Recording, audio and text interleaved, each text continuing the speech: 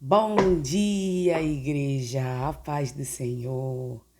Leitura bíblica de hoje para darmos continuidade à nossa série de devocionais. Hoje, no último capítulo da nossa série sobre aumentando o amor pelo próximo de acordo com os mandamentos de Cristo.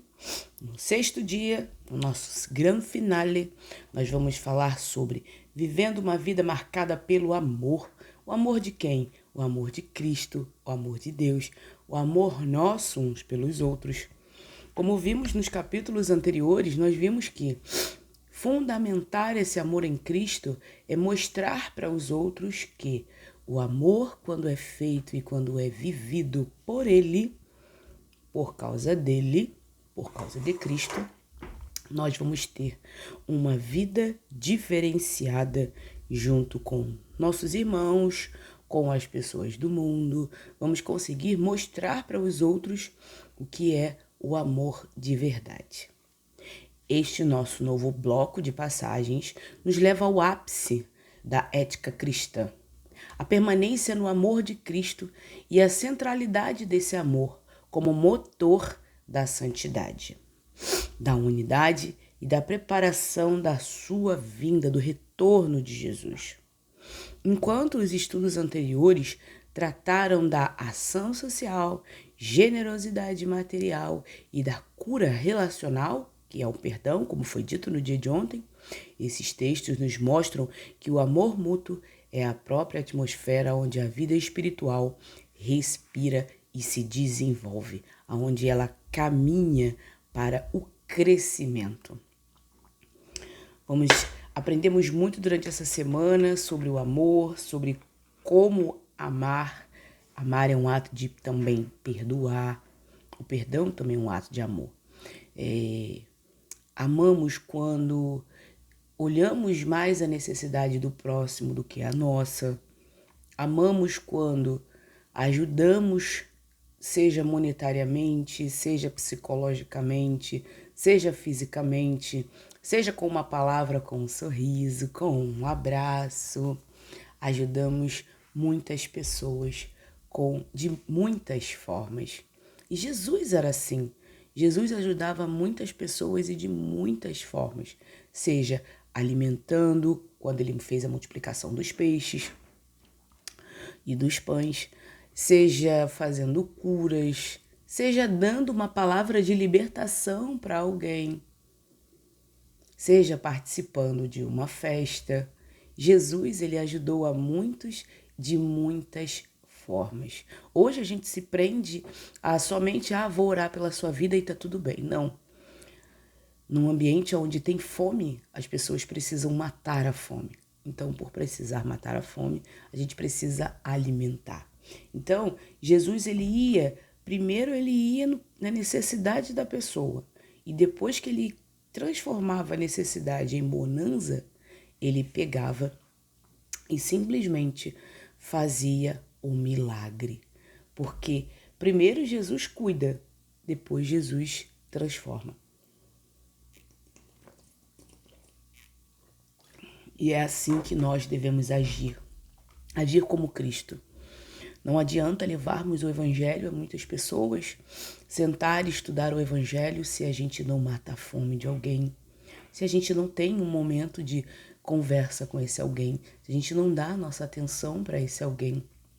Então, se queremos ajudar as pessoas a conhecer a Cristo Jesus, primeiro a gente precisa agir como o mestre. Eu tenho um irmão chamado Marcos Aurélio. Em outros estudos anteriores, eu falo muito dele na questão do serviço à obra. E ele sempre se mostrou como Cristo nessa parte. Quando eu comecei a frequentar a igreja, eu não tinha passagem para ir para a igreja. Então eu comecei a faltar os cultos e aos estudos. E ele me mandava mensagem: o que está acontecendo, Natália? O que está acontecendo que você está faltando? Isso é importante aqui pra gente, o que está acontecendo? Aí eu chegava pra ele: meu irmão, tô sem passagem, não sei o quê. Ainda não tinha Pix na época, né?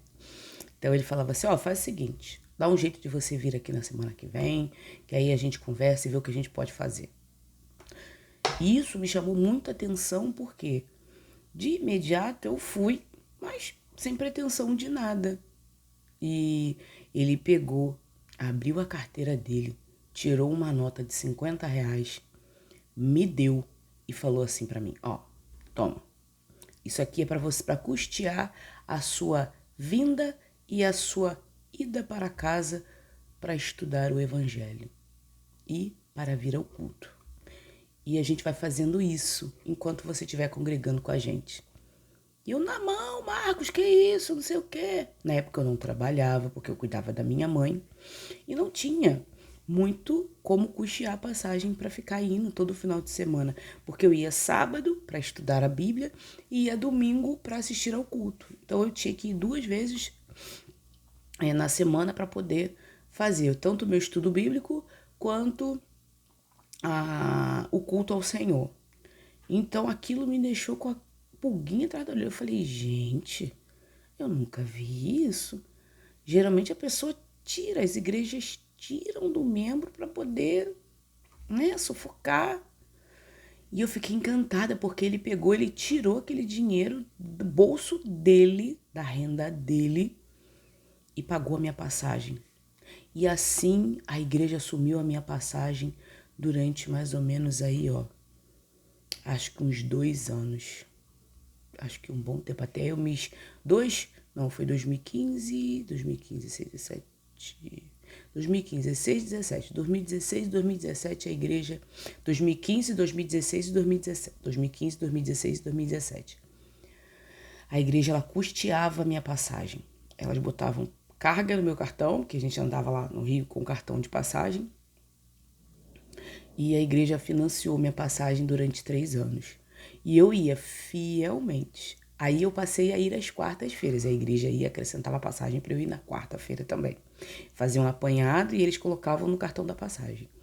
E eu ia quarta-feira, porque eu morava perto, né? Então eu ia quarta-feira, eu ia sábado e ia domingo. Aí trocou, eu passei a não ir mais sábado e eu tinha folgas às segundas, porque eu trabalhava em salão. E eu ia segunda, quarta e domingo. Eu ia 3 vezes na semana na igreja para estudar o evangelho, porque eu amo a palavra de Deus. Eu amo o evangelho. Então, por ir, e eu fiquei assim, ó, besta. Fiquei bege. Como diz, passada. Então, eu vi isso, esse amor da igreja com a minha vida, e eu não tinha como virar as costas para a igreja. Então esse irmão, ele sempre se colocou à disposição. Poxa, quando eu montei um salão, meu vaso sanitário estava quebrado, eu falei com ele, Marcos, pelo amor de Deus, me ajuda, quem que pode me ajudar a trocar aquele vaso sanitário lá do salão? Aí ele, Natália, não tem problema não, vou dar meu jeito, vou lá e eu mesmo vou trocar. Ele foi lá, ele sem saber, ele viu tutoriais, perguntou a irmãos, foi lá, fez a troca. Gente, diversas vezes. Eu sou formada cabeleireira. Ele juntou ele e os irmãos e pagaram o meu curso de cabeleireiro completo. Hoje eu tenho 2 formações. Tô indo para a terceira. Eu sou formada em cabeleireira, especialista em corte. Eu sou formada em gestão de recursos humanos e agora eu estou me pós-graduando em gestão estratégica de pessoas. Logo, eu já estou indo para minha terceira formação, né? Agora eu estou indo para minha pós-graduação no ensino superior e tenho 2 certificações como cabeleireira. Uma cabeleireiro geral e outra especialista em corte. Então, se eu sou formada cabeleireira, foi uma renda que me ajudou muito durante muito tempo. Hoje não é a minha renda principal, eu ainda faço, mas não é a minha renda principal. Hoje eu trabalho numa empresa. Inclusive eu tô aqui porque eu tô de viagem a trabalho por causa dessa empresa. Mas se não fosse esse amor da igreja comigo no início, talvez eu não estaria mais na igreja. Talvez eu não estaria mais no corpo. Porque se alguém não pega na minha mão, segura na minha mão e fala, vamos, eu não iria estar na igreja. Então, Marcos, tenho uma coisa para te dizer. Se eu estou em Cristo, agradeço a você e aos irmãos em Cristo que me ajudaram muito na minha caminhada. muito obrigada a todos os irmãos em Cristo que de alguma forma seguraram na minha mão e me ajudaram, com sua renda, com suas palavras, com seu abraço, com seu sorriso, com seu amor. Agradeço muito a cada um de vocês. Foi por vocês, através de Cristo Jesus, mostrando como Cristo Jesus age, que fez eu estar aqui hoje, gravando esse vídeo, esse devocional e ser apaixonada pelas Escrituras Sagradas. Mas vamos para os nossos versículos chaves. Vamos lá em João, Evangelho de João.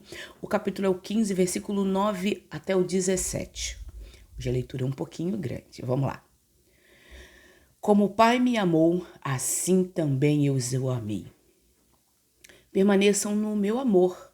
Se vocês obedecerem os meus mandamentos, permanecerão no meu amor, assim como tenho obedecido os mandamentos do meu Pai, e permaneço no seu amor.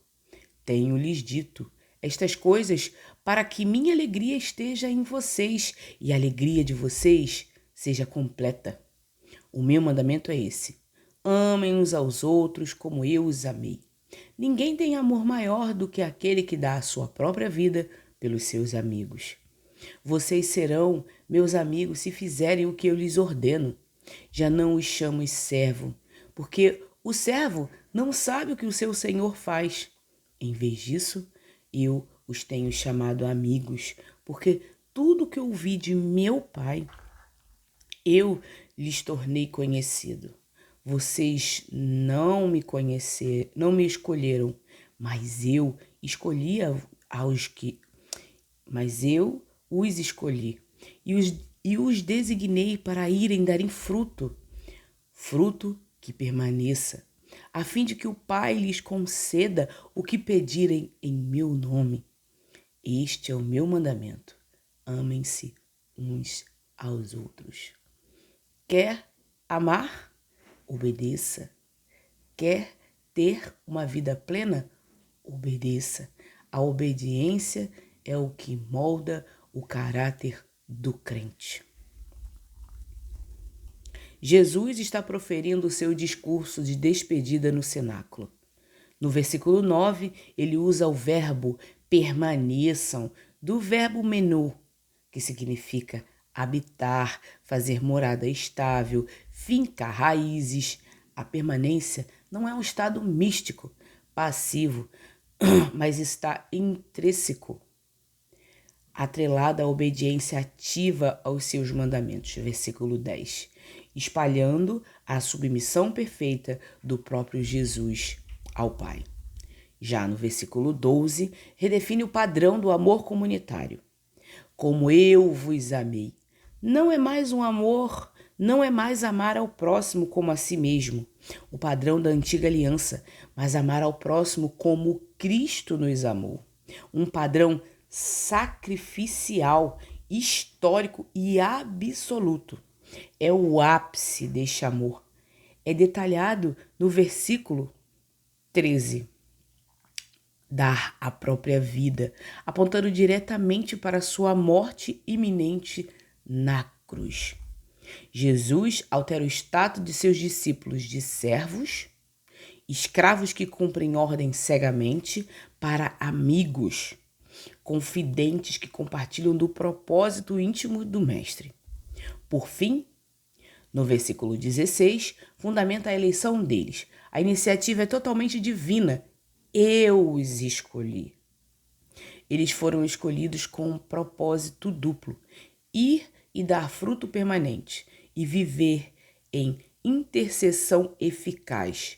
E o fruto por excelência que Jesus espera da videira verdadeira, resumindo no versículo 17, o amor mútuo. O amor perfeito de Cristo Jesus.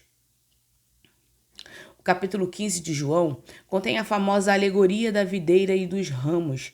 Jesus se apresenta como a videira verdadeira, o Pai como agricultor e os seus discípulos como os ramos. O tema central é a necessidade vital de estar espiritualmente concentrado a Cristo para produzir frutos, pois sem mim vocês não podem fazer coisa alguma, versículo 5. Os ramos que não dão frutos são cortados e lançados ao fogo, enquanto os que dão frutos são limpos, podados, para que produzam muito mais. Na segunda metade do capítulo, Jesus muda o foco da relação da igreja com o mundo exterior, alertando os discípulos de que eles seriam odiados, perseguidos pelo sistema mundano, assim como ele foi, mas promete o envio do Consolador, que é o Espírito Santo, para testemunhar a verdade. O Espírito Santo serve como o nosso auxiliador, nosso guia, nosso consolador. É ele que faz a gente no momento certo falar a palavra certa para a pessoa certa. Aquilo que muitas das vezes uma pessoa está precisando e você está no lugar certinho e você fala aquilo que a pessoa precisava ouvir. Aplicação. Permanecer no amor de Jesus requer constância diária, não apenas picos de emoções em cultos. Na prática, avalie-se suas escolhas cotidianas, o uso do tempo, as conversas, as prioridades, refletem a obediência aos mandamentos dele, Cristo Jesus. Além disso, Jesus nos chama de amigos. Cultive essa amizade por meio de uma vida devocional de confidência e intimidade. Expresse essa conexão saindo do isolamento para dar frutos, servindo ativamente as pessoas ao seu redor. Colossenses capítulo 3, versículo 14. Acima de tudo, porém, revistam-se do amor, que é o elo perfeito. Esta belíssima e curta declaração funciona como o fecho de ouro da metáfora do vestuário que estudamos anteriormente. A expressão significa sobre todas as coisas ou acima de tudo. Paulo está dizendo que o amor não é apenas uma peça de roupa na gaveta das virtudes dos crentes, junto com a mansidão, humildade e paciência, mas a peça que dá sentido a todas as outras. Ele chama o amor de o elo, o vínculo da perfeição, da maturidade. Quem sabe amar, quem ama até mesmo o seu inimigo, entendeu qual é o elo perfeito, já alcançou o ápice da maturidade. E uma maturidade, não uma maturidade qualquer, mas uma maturidade espiritual, dada por quem? Por Cristo Jesus. Através do quê? Do estudo da palavra e principalmente das práticas, da prática na nossa vida. Na cultura da época, após colocar a túnica e as vestes, o indivíduo usava um cinto para amarrar, prender e ajustar toda a roupa do corpo, permitindo que ele andasse ou trabalhasse sem tropeçar nas próprias vestes. Paulo usa essa imagem, o amor ágape é o centurião que mantém todas as outras virtudes no lugar correto. Sem o amor, a humildade, que pode virar orgulho disfarçado, a paciência pode virar frieza, a justiça pode virar legalismo implacável e o amor cela, une e amadurece o caráter da igreja. Sem amor, a igreja não cresce. Sem amor, a igreja não desenvolve. E o que é amor? O amor é o amor ágape, sacrificial. Conforme abordado no estudo anterior, Colossenses 3 fundamenta a ética da vida cristã. Na nossa ressurreição posicional com Cristo, o capítulo existe uma mentalidade voltada para realidades celestiais e mortificação dos pecados da carne, impureza, idolatria, ganância e o despojamento da linguagem destrutiva, ira, mentira. Ele introduz a necessidade de nos revestirmos com roupas do caráter de Cristo, compaixão, mansidão, perdão. Estabelece a paz de Cristo como árbitro dos corações na comunidade e na família.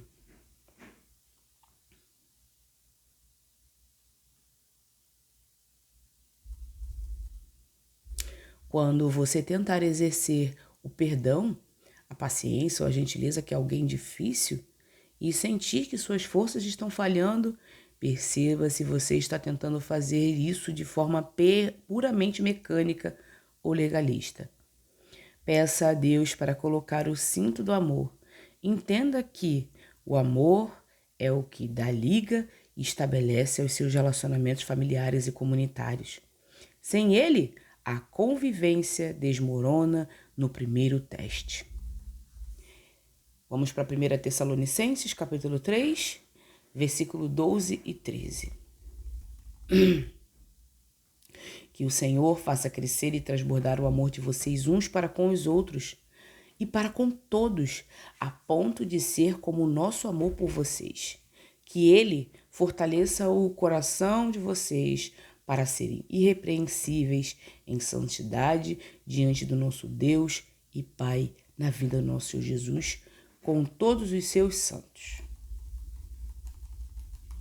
Paulo está expressando seu profundo alívio e alegria após receber o relatório de Timóteo sobre a firmeza da fé dos tessalonicenses, sobre perseguição. No versículo 12, ele faz uma oração pastoral, ousada, usando 2 verbos gregos intensos: fazer crescer e multiplicar, fazer transbordar e superabundar. O amor da igreja não deve ser estático ou limitado. Deve ser uma fonte que jorra além das paredes da comunidade, alcançando os de dentro e principalmente também os de fora. Todos, incluindo também os perseguidores. É difícil, mas não é impossível. O versículo 13, ele estabelece o alvo teológico, escatológico desse transbordamento de amor, para fortalecer, firmar os vossos corações. A tese de Paulo aqui é revolucionária. O caminho para a santidade irrepreensível não é o isolamento ascético, mas o amor abundante. É o amor que estabiliza e fortalece o coração do cristão, preparando-o para comparecer diante de Deus na parúzia, a gloriosa vinda e manifestação do nosso Senhor Jesus Cristo. Não é nos escondendo que vamos mostrar o poder de Cristo, mas sim amando. Quando amamos, o Senhor é visto através da nossa vida. Neste capítulo, Paulo abre o coração sobre a intensa saudade e preocupação que sentia pela jovem igreja de Tessalônica, por não poder visitá-los devido a impedimentos espirituais e logísticos. Ele enviou Timóteo para fortalecê-los e exortá-los na fé, a fim de que ninguém fraquejasse diante das tribulações. Timóteo retorna com excelentes notícias sobre a fé, o amor e a boa lembrança que eles guardavam dos apóstolos. Confortado em meio às suas próprias aflições. Paulo exprime sua gratidão a Deus, reafirma seu desejo ardente de vê-los pessoalmente para suprir o que faltava à fé deles. E encerra o capítulo com a fervorosa oração litúrgica por amor crescente e santidade focada na vinda de Cristo. Aplicação. Muitas das vezes associamos santidade apenas a uma lista de coisas que não podemos fazer. Esta passagem inverte a lógica. A verdadeira santidade é movida por um coração cheio de amor que transborda em ações. Aplique isso, buscando ativamente expandir a sua capacidade de amar. Ore para que Deus aumente a sua empatia, não apenas pelos seus irmãos na fé, mas também para com todos, incluindo vizinhos difíceis, parentes distanciados e pessoas que precisam radicalmente diferente de você. Isso firmará o seu coração dentro do retorno de Jesus. Não é o outro que precisa mudar para que eu me sinta bem, mas sim eu. E nas minhas orações, eu preciso orar a Deus e pedir pelas pessoas que me perseguem e pedir pelas pessoas que me causam mal. Isso é muito difícil, mas é o elo perfeito do amor. É você mostrar para você mesmo e para o próprio Deus que você é servo dele, que você crê na sua ordenança. E isso é fundamental para que eu e você, hoje, possamos ter uma vida diferenciada em Cristo Jesus. 1 Pedro capítulo 4, versículo 8. Sobretudo, amem-se sinceramente uns aos outros, porque o amor cobre uma multidão de pecados. Paulo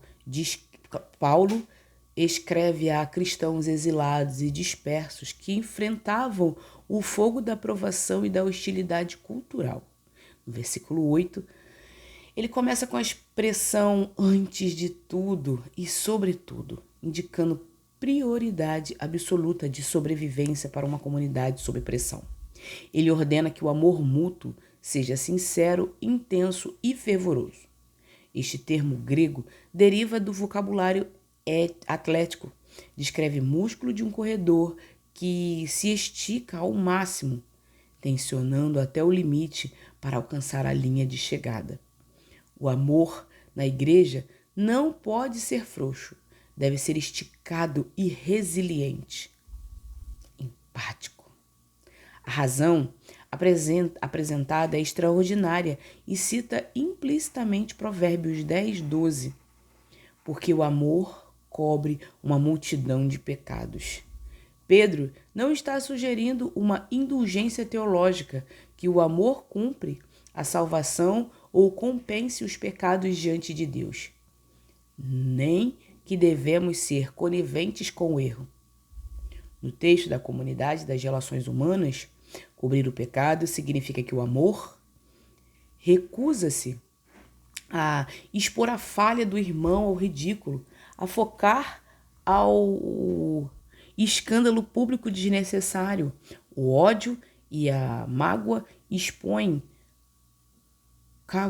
cavucam e espalham o erro alheio para destruir. O amor perdoa, protege a dignidade do pecador arrependido, estanca a hemorragia do pecado e promove a restauração em secreto.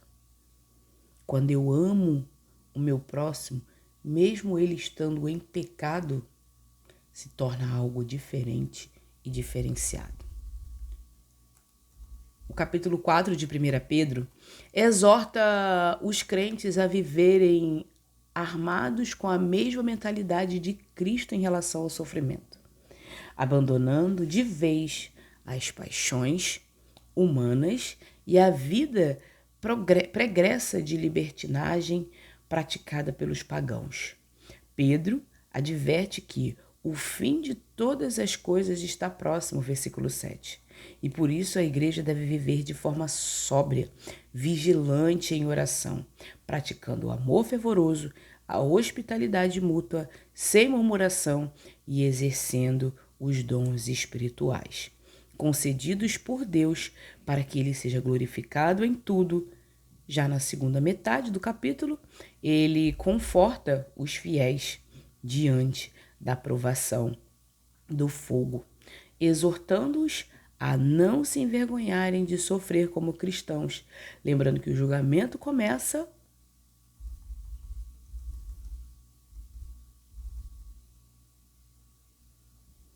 pela casa de Deus. A fofoca é o oposto exato de 1 Pedro capítulo 4, versículo 8. Quando você descobrir o erro, o tropeço ou a falha de um irmão, de um líder ou de alguém da sua família, resista à tentação carnal de passar a informação adiante ou cometer com terceiros sobre o pretexto do pedido de oração. Pratique o amor atlético. Estica sua paciência. Cubra a vergonha do outro com discrição. Ore por ele em secreto. E se tiver intimidade e abertura, chame-o em particular para ajudá-lo a se levantar. Proteja as pessoas com o seu amor. Muita coisa boa. Muita coisa boa e muita coisa que eu preciso ainda praticar. Aprendi muito no dia de hoje. A mensagem que unifica esse estudo é o amor cristão, o ágape, o sacrificial. É uma decisão de permanência vitalícia na videira, cujo padrão foi estabelecido pelo próprio sacrifício de Cristo na cruz, mudando nossa identidade de servos para amigos. Aprendemos com clareza que este amor atua como um cinturão de segurança da igreja, impedindo que as demais virtudes se soltem ou se tornem hipócritas, longe de ser um sentimento estático. Ele é uma força espiritual que cresce e transborda para com todos, funcionando como o verdadeiro estruturador da nossa santidade pessoal diante da iminente vinda do Senhor. Por fim, em tempos de crise e provação, este amor exige de nós um esforço atlético e tenaz, que, em vez de expor as misericórdias e fragilidades do próximo através de escândalo, escolhe cobrir e proteger a dignidade do irmão, gerando um ambiente seguro de restauração, cura e preservação mútua na presença do Pai. O amor deve crescer continuamente e ser a marca permanente da vida cristã. Ao final destes dias, nós aprendemos que amar o próximo não é apenas um sentimento, mas um mandamento de Cristo, uma obra do Espírito Santo e uma característica indivisível de todo discípulo verdadeiro. Esse amor se manifesta em perdão, serviço, misericórdia, compaixão, obediência à palavra de Deus, tornando o cristão um reflexo do próprio Cristo no mundo. Lembra quando eu disse? Cristão são pequenos cristos divididos num mundo perdido. Que sejamos pequenos cristos para todos que precisam desse caminhar, desse direcionamento. Amém? Vamos orar?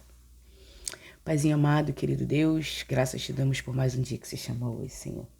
Muito obrigada, Pai, pelo teu amor e pela tua misericórdia, por tudo que o Senhor representa em nossas vidas. Perdoe, Pai, nossas falhas, nossos erros. Ajuda-nos, Pai, a sermos melhores para ti.